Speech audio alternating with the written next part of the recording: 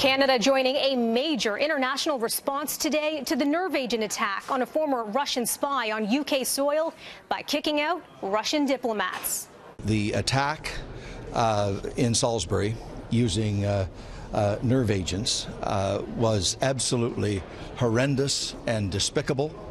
And Canada made its opinion known immediately in a very vigorous way, standing in solidarity with the United Kingdom. Canada's expelling 4 members of Russia's diplomatic staff. In a statement, Minister of Foreign Affairs Chrystia Freeland says they've been identified as intelligence officers or individuals who've used their diplomatic status to undermine Canada's security or interfere in our democracy.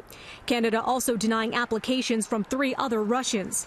Donald Trump taking his toughest action yet against Moscow, barring 60 Russians from the U.S.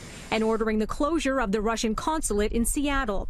The White House says today's actions make the U.S. safer. With these steps, the U.S. and our allies and partners around the world make clear to Russia that actions have consequences. European countries also taking action after the first known offensive use of a nerve toxin in Europe since World War II. 14 member states have decided to expel Russian diplomats. Additional measures, including further expulsions within the common EU framework, are not to be excluded in the coming days and weeks. The British were the first to blame Moscow for poisoning ex-Russian spy turned double agent Sergei Skripal and his daughter with a Soviet-era military-grade nerve agent.